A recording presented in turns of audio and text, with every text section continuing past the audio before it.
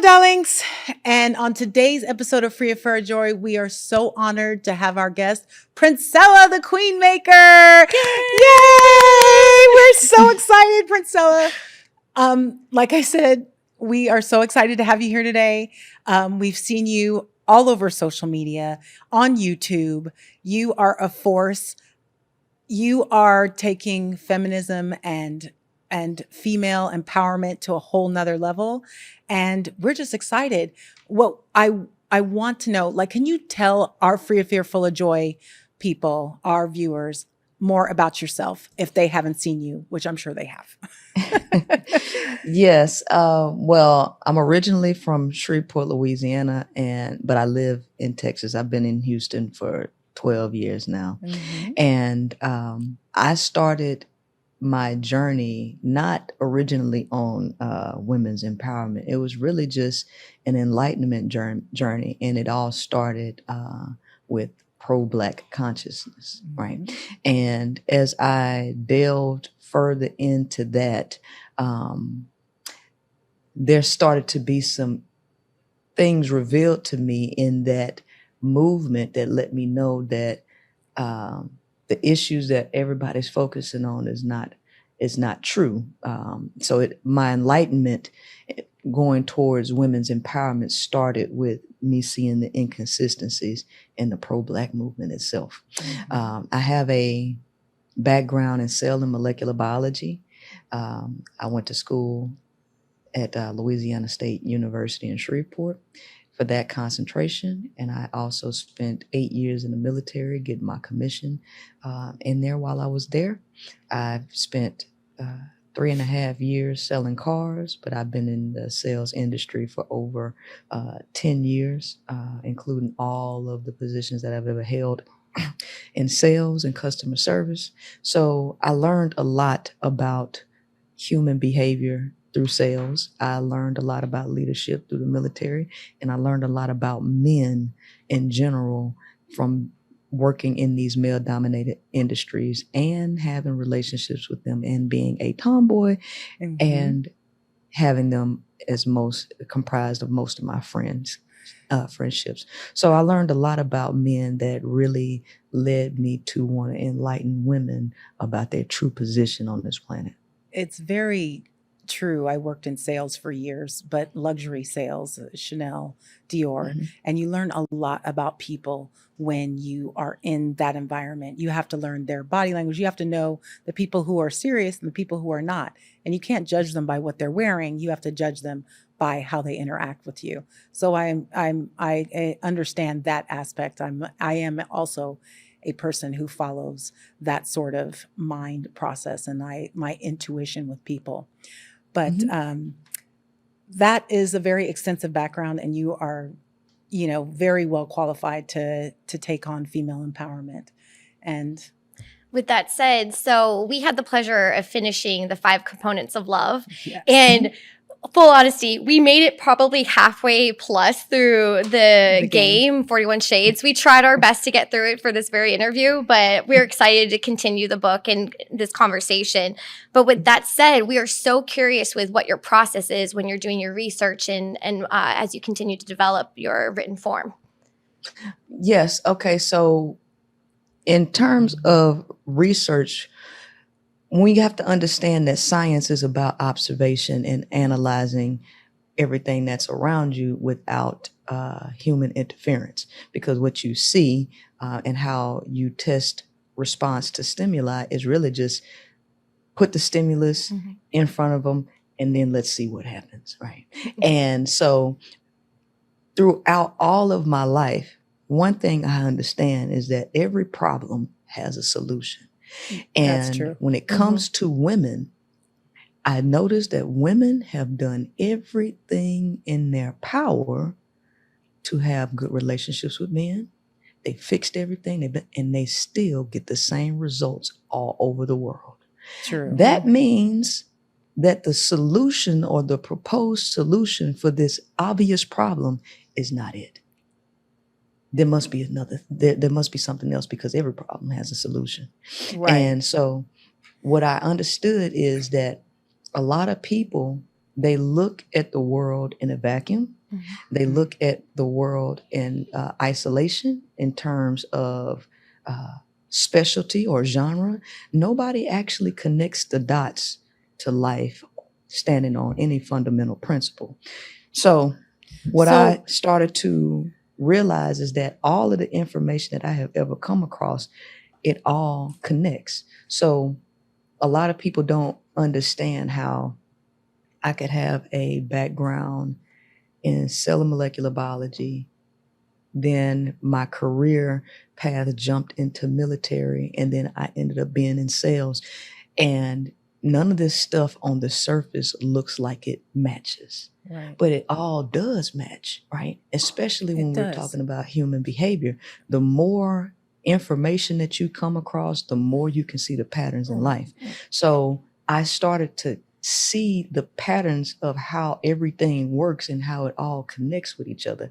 And I realized that the average human does not think like that, and they also don't see the world that way. So they don't realize that in order to be successful in any field, it's all about psychology and human behavior. Right. Because if you don't know your customer, then you don't know how to sell them on anything. So, Princella, what are some of the solutions that you think that women should have? Like, since they're repeating this insane behavior of doing the same thing with men over and over again and getting the same results, what is a solution that you have come up with through your studies that women should start using as a regular mindset? Oh, it's real simple. Okay. Start knowing and stop believing. Everybody's problem is they believe stuff and they don't know. So women don't know men. They don't know their thinking patterns. They don't know their behavior. They don't know anything about men, but they do believe a whole lot of stuff about men that ain't true. And they live their lives based on these belief systems that are fundamental lies. So in the 5 components of love, where should women start? Where should they start with their to change their patterns, to understand how men think? Because you run through the 5 components of love, and some of them overlap, but they are important. But if you don't understand the nuances of them, as a woman, you don't understand that they are different. Like when you talk about one of the components of love being sacrifice versus, living for someone. Like sacrifice and living for someone are completely different things. So I don't think that some women would understand the difference, like of the example you gave of your grandfather and your grandmother and how he stepped in front of her to save her life. And, I understand what you're saying, but I think that some people might be taking that literally. I think most people don't understand what I'm saying, because people think they know something that they don't know because they've been introduced to something before. So because they have heard they've heard the word sacrifice, or they've heard these things, they are leaning on their own understanding of these things because they're familiar with it. But just because you're familiar with something doesn't mean that you know something, right? Right. We can know people, we can be connected to people all our lives and don't know them, don't know the deep, dark secrets behind their behavior. So the thing about this is, let's just start at the beginning, because it doesn't start with the 5 components. It starts with the foundation of life, period. And what are those foundations? What are the foundations? Well, let's just go back and understand that principle is a truth that spans across all information, all subject matter, everything. So that foundation solidly in truth. So here's the thing. There is nothing that you can think of in this world that's not built off of a system or a structure. Okay. Right. That's because everything is a microcosm of a macrocosm. And so here's the first thing that I found out is a problem. Everything in this life has a system and a structure to it, except the most important thing that people base their whole life off of: love. Oh. Your job how you run your house, a cell, a atom, a schooling system. Everything in the world has some structure to it, except for the concept called love that everybody bases their whole life on. True. That's your first problem. And that's where I realized that love ain't just a feeling. It's not just a feeling. It's not some simple emotion. But everybody in the world has assumed that it is. And everybody has their own definition of love, which tells you that's a problem in and of itself. Right. Because if there's a trillion different definitions, wouldn't you expect miscommunication? Yeah, God- especially if you're God is- basing things off of emotion and you're not basing it off of a system. Right. And so love, contrary to what everybody thinks, is also structured just like everything else in the planet, in the galaxy. Right. Sarah, Everything has a structure to it. Did you have a question, Sarah? Well, yes. Yeah. This is where Jahari and I have an inside joke where we're like, say, fuck the cards. Yeah. Because we're very free form consciousness. And then Yes. I get so overwhelmed with nerves that I start going crazy. So Right. with that said, there's no segue to this. Do you believe your ideology transcends to white women? Yes. Because here's the thing. Truth is not truth only if it's Black women. Right. No. Truth is truth regardless. And I'm not someone who subscribes to the philosophy of racism. Okay. So racism is a philosophical practice. It's not real, right? It's not a human thing. So anything ending in ism, ISM, it's a system that has been built around a philosophical practice, and philosophies come out of the minds of humans. They're not biological, right? So, so when it comes to concepts of the mind, those things don't have a color on it. It doesn't have an ethnicity on it, right? Right. So all of these concepts affect everybody. Right. And so based on what you believe, if you accept the philosophy of racism, this is when you become an ist, right? You are a follower of somebody else's ideas, because that's what a philosophy is, a system of ideas, right? So who are these ideas coming from? They come from men. And the nature of a man is to divide and conquer. So all of their philosophical practices will be rooted in some form of division. Right. And isolation of people.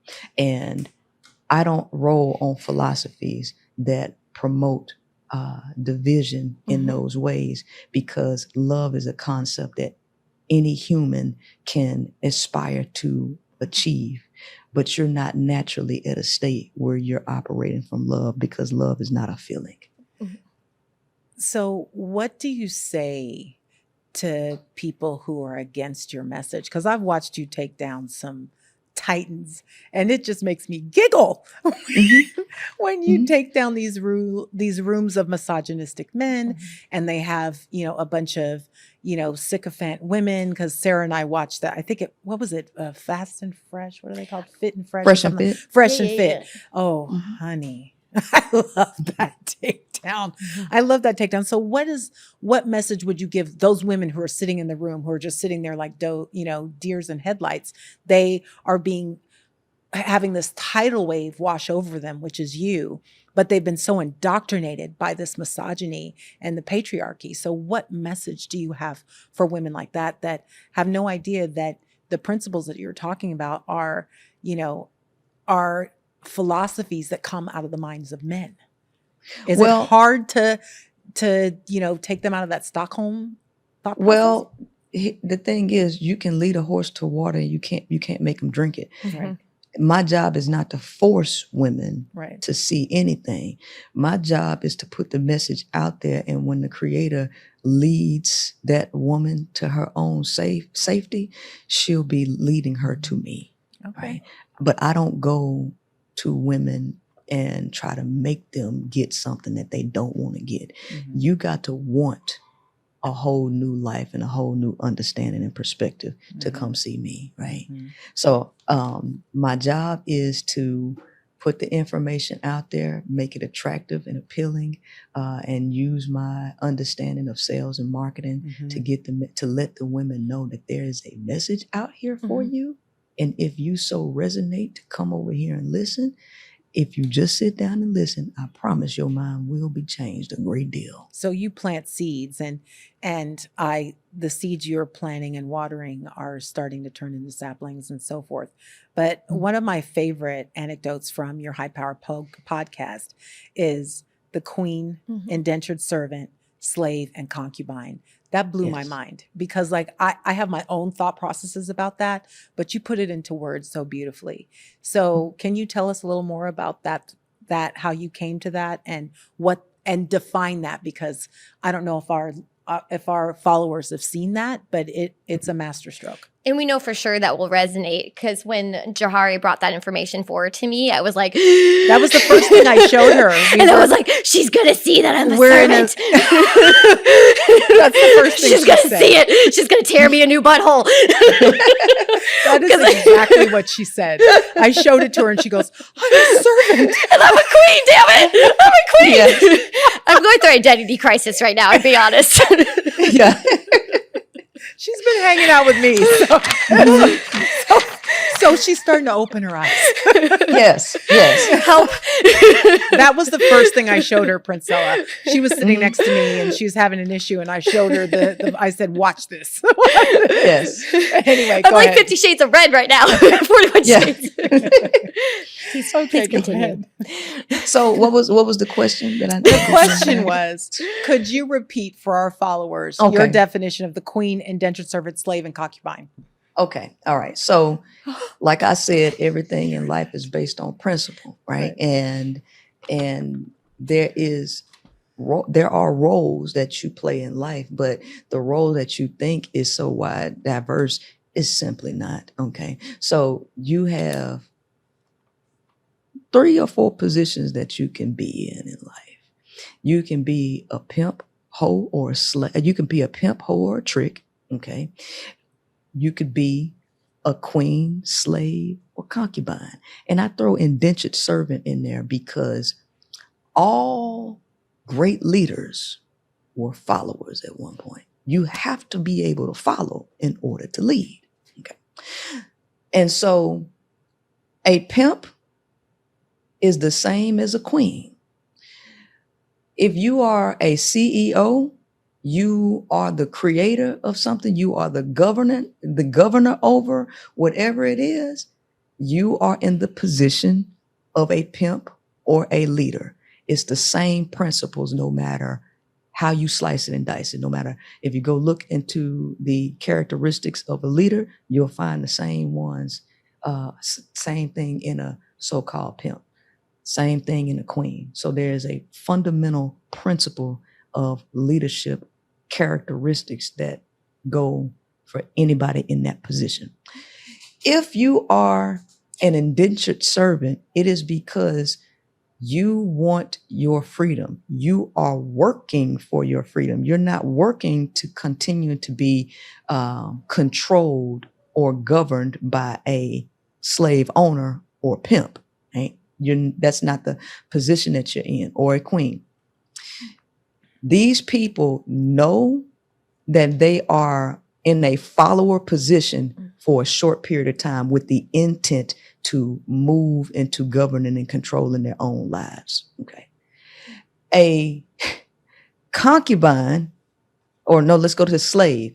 A slave is a person who does not want to be responsible for their life. They want to give that responsibility over to the pimp, to the leader, to the queen. They want to be ruled by the leaders, right? Mm-hmm. So they don't want to be leaders like the indentured servant. They want to be slaves, right? And so these would be women who are adamant about a man governing and controlling their lives. They're the ones who want to submit to men. I don't stop you from wanting somebody to control and govern your life. You want the man to be the provider and protector so you don't have to be responsible for it. And that's what hoes are to pimps. Women who do not want to be responsible for their own lives, so they give up all of that responsibility to the pimp, the leader, the queen, right? The concubine. This is a woman who, even if she's not a wife, she's willing to be sexually available all the time for a man, right? She's nothing but his hump toy. And she's someone that men do not take serious. They use her body and they discard them, right? And she's willing to play that role. But a queen, she's not under the control of anybody. The queen is the most powerful piece on the chessboard because she's free to move in any direction. Mm-hmm. And with freedom comes responsibility, and with freedom comes power. So you can't have power if you're under somebody else's control, right? True. You only have power when you are free. And a slave don't want to be free, but an indentured servant understands that they got to be a foot soldier before they can get their commission to be a leader, right? So that's how that goes. So no matter what organization you look at, it doesn't matter if you're working for Pepsi, Coca-Cola, Doritos. It doesn't matter if you work for a law firm. It all works the same way. Your foot soldiers are the ones who are building that company, but they go by the philosophy and the rules of the leader who put it in place. Y'all follow these orders, right? That's what it is, right? Okay. So for women who want their freedom and who want to be the controllers and the dictators of their own lives, they are my audience. I don't talk to women who are adamant about giving their life to a man. You are not my target audience. Say it again for the people in the back. Yeah. So Princella, my next question is, and this is something that you have tackled before, but again, for our followers, because there's so many people who are, and especially men, who keep calling themselves alpha males and blah, blah, blah, blah, blah. Can you tell us the difference between a male and an alpha male for our followers? Well, there really is no difference between a male and an alpha male because they're both animals, right? And they're animals who are trying to fight and conquer each other to prove to each other that they're more dominant. That's what that is, right? So I don't teach my ladies to even consider dating a male, right? See, a male and a man is something totally different, right? Okay. Because you're born male. Mm-hmm. You go through this life as male. There's nothing required for you to be a male. You're born that way, right? And as a male, you respond to the environment unconsciously. And however testosterone, right, makes you respond in certain situations or react in certain situations, mm-hmm. all of your reactions are void of mental processing. They're void of consciousness, right? To be a man is a much harder task because, see, now you have to rise above all of your lower nature controls. You have to rise above the ego. A man is not trying to prove to anybody that he's somehow better than what society says he is. See, he's risen above ego. That's the hardest thing for a male to do. And not only is it hard for them to rise above ego, it's hard for them to rise above their sexual desires, mm-hmm. right? Their sexual desires control everything about them. And so in order to be a man, you have to move from the lower self to functioning purely from the higher self. And they can't do that. On top of that, you have to integrate the feminine side of your personality to become one within yourself. The male hates that feminine side of himself. That's very true. There are very So, few men that embrace their feminine side. right. And the ones that do are much deeper people and tend to be able to have much more intimate conversations with not just their peers, but also with women and the women in their lives. And I've only Mhm. experienced that a few times. But they are out there. They are out there. You have something? Well, yeah. So now it's all starting to come into a full circle in my mind that your mission, and I correct me if I'm wrong, is about teaching women's response to that male hormonal programming that they are inherently born with. So instead of us like forming to what they want and what they need, that we already know what we want and what we need and we understand them, but we're not going to attract that male anymore. We're attracting the man that's going to better suit us so that we have our king next to our queen. Or am I going No. far off? No. Oh, okay. You're halfway right. You're Okay. halfway Okay. right. Okay. All right. This is not about attracting nobody. Okay. Women, I am not teaching women to do anything with the intent of them trying to attract a male, because that would be centering males. Hey, I'm only doing this because I'm trying to attract. What are you trying to attract? What are you looking for? Because if you're looking for a person, 9 times out of 10, it's because you are either suppressing a part of yourself that you are looking for another person to reflect back to you, or you have a void that you need to fill that you do not want to feel on your own. Because let me tell you something about a whole woman. A whole woman who loves herself and is connected to her authentic truth, she will repel most men. You're not going to find yourself attracting men. Let me tell you why. Because men are predators by nature. And when a man is approaching you, 9 times out of 10 is because he sniffs a weakness in you that he feels that he can exploit. A whole independent woman is not attracting a bunch of male attention. They might tell you, "Oh, you beautiful," but they are not pursuing you. They're not pursuing you. That's so true. So if women are looking for their validation from men and thinking that, okay, I'm doing this because I'm trying to attract men, you're doing it for the wrong reason. And you're going to find out that what you're looking for is really inside of you. It's not outside of you. So, Princella, I have a 2-part question. Do you believe that men have, or males have, any kind of emotional intelligence? No. Okay, that was easy. The second thing is that, and this is something that I combat with people when I show them your footage and stuff like that. They want to say that you're a man hater, and I'm like, I don't think that she's perpetuating any kind of hate.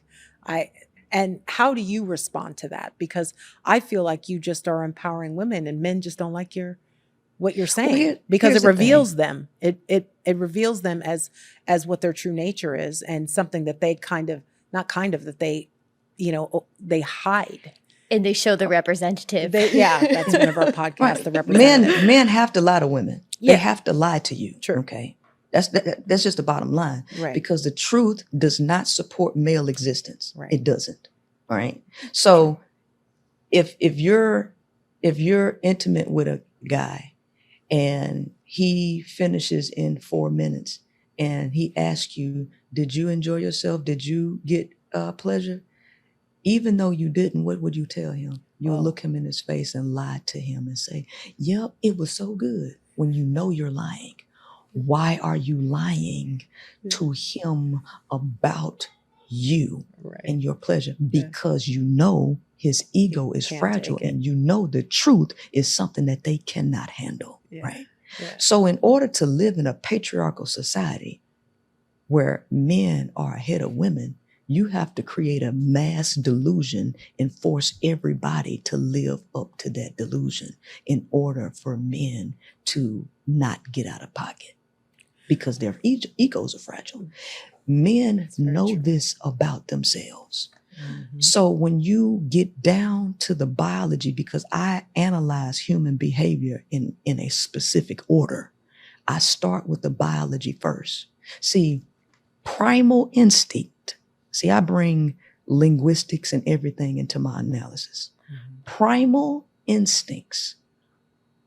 Primal. The root word for primal is prime, which means first, foundational. Your primal instincts. What is responsible for your primal instincts? Your biology. Primal is a part of biology. So when you analyze human behavior, you must start with what you know is first. And that's the biology. So that's the foundation. Then the second step to analyzing human behavior is the psychological program, which is the philosophy next. Okay. Because that has an impact on human behavior too. Then the third step would be sociology, right? This is important so that y'all understand why men think it's man hate. I know my answers are long, but there's a reason behind all this stuff. The natural order biologically is for women to be in front of men, because at the biological level, you have what is called sexual conflict. At the primal base of human behavior is a conflict that is wired in to males and females. And it's called sexual conflict. And sexual conflict creates an inverse relationship between men and women. Men want to procreate in bulk, high numbers. Women seek quality over quantity, and they're not producing that many children. So their sex drive and their sexual desire is lower, and it's more creative and less reproductive. The male's ultimate desire and his only biological desire is to pass his genes along as much as possible, which creates an internal conflict between men and women that cannot be solved because it's biologically wired. So since there is an inverse relationship between men and women, in order to bring men and women together this way, you got to do something. You have to cut the woman down dramatically. The average person here is not 100 years old. They're young. So they have been conditioned and normalized into this idea of men and women being together. This is all they know. And since this is all they know, and they see women trying to break free from this unnatural setup, because this is unnatural to force men and women to be together when their biology is sending them this way. You have to create laws and force people psychologically to maintain this setup. So you have to condition women to tolerate male abuse. You have to condition them to tolerate infidelity and everything. Men have been used to women tolerating this stuff while they continue to do what they do and have a place to come back to. Teaching women to have self-respect and to love themselves begins to unravel this. Men need women. Men need women biologically because women are a resource to men.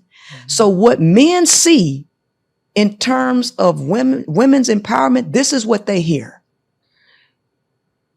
You must hate men because you are taking my resource that is going to sustain my life away. Right. You're going to kill me by making me suffer alone, by you making me lose access to sex. You must hate me if you're willing to cut the cord to my greatest resource. They do not hear women's empowerment because they live in a world where they have been allowed to suck you dry for nothing. Amen. Does that make sense? That makes total sense. Which is full of fear and not of joy. Right. Yeah. Yes. Yeah. Didn't you have a question that related to that? Wait, no, I'm just so enthralled right now. I can't move on. I know what question you wanted to ask. So, do you believe that women in specific cultures use religion for the push, pull, beg, plead method, and to put men in submission? Which I feel like she's been alluding to. Yeah, So yeah. Like I feel Yes. that women in a lot of aspects, because there are a couple of relationships and like some celebrity relationships that they use religion to basically docile a man into a position with the push, pull, beg, plead, and like kind of method. The game. Well, here's the thing. This whole system is unnatural for both the male and the female. Yeah. It's unnatural for both of them. And so both the male and the female are trying to maintain this unnatural illusion. Mm-hmm.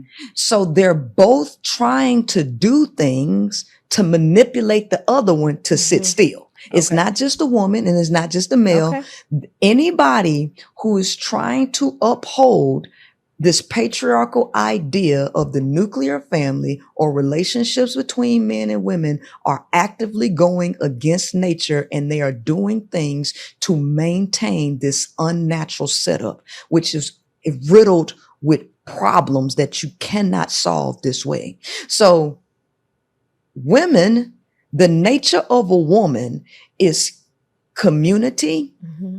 sharing, Yep. romance, because Mhm. sexuality, sexual energy is a creative energy that belongs to the feminine.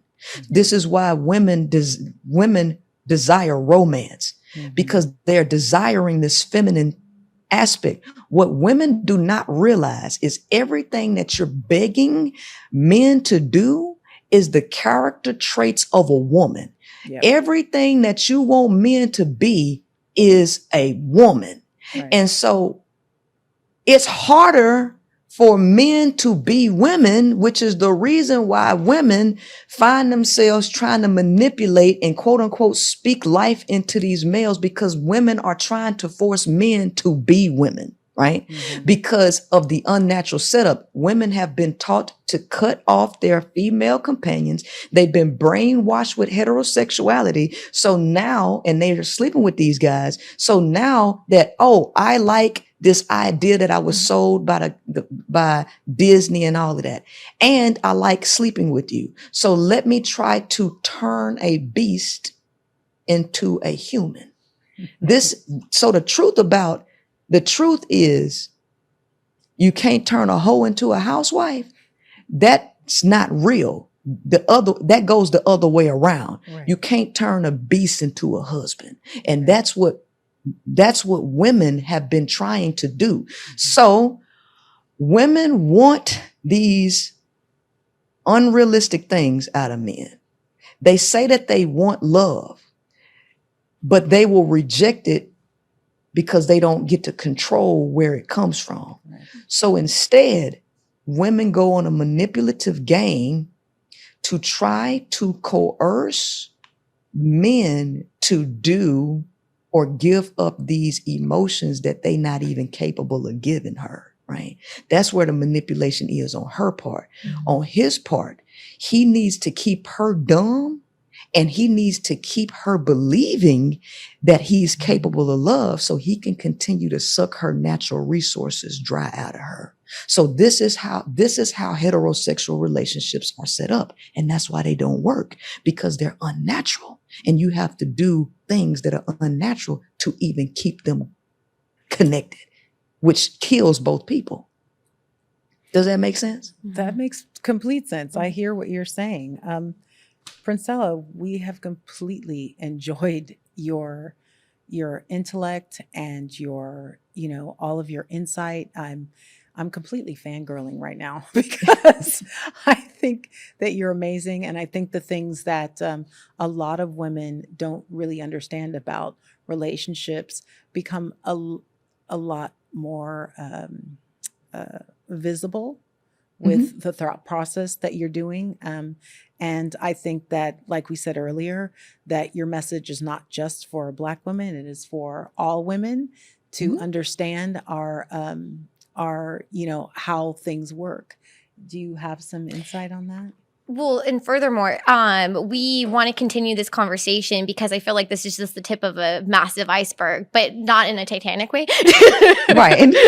But we would love to know, how can our Free of Fear, Full of Joy community reach you? We know that you have a website. We also know that this book is out and available on her website, as well as the digital version, PDF. And Yes. is it on Audible? It's not on Audible yet.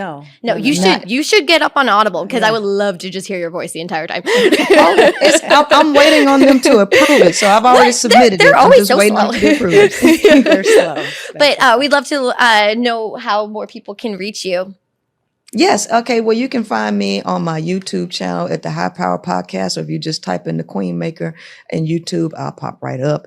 You can follow me on Instagram, the Queenmaker Official, and I'm also on TikTok the same way. And PrincellaTheQueenmaker.com is my website. Yes. Excellent. Yay. Thank you so much, Thank you. Princella. All of you out there, go out and get the game, 41 Shades of Men. She breaks down all the different types of toxic male attitudes. It's the pursuit to subdue and use you. So everybody go out there and get that book. We have it in both versions, PDF and in hard and paperback. Priscilla, again, thank you so much. We've appreciated you so very much. And at the end of each show, we say Free of Fear, Full of Joy 3 times. So darlings, let's do this. Ready? Here we go. Yes. Free of Free of fear, You're full of joy. Free of Free of fear, fear, full of full joy. of joy. Free of Free of fear, fear, full and of full joy. Yes. Thank you, Princella. Thank you so Bye. much. Have I a appreciate it. wonderful day. Thank you. Absolutely. All right, Bye. bye-bye. Thank you. Bye-bye. That was awesome. Hello, darlings. I'm Jahari, Hi, I'm Sarah. and this is Free of Fear. Full of Joy. Thanks for listening. You can follow us on Spotify, Pandora, or Audible. And for our latest content, follow us on TikTok, YouTube, Twitter, or Instagram at Free of Fear, Full of Joy. Also, you can follow us at freeoffearfulofjoy.com. All right.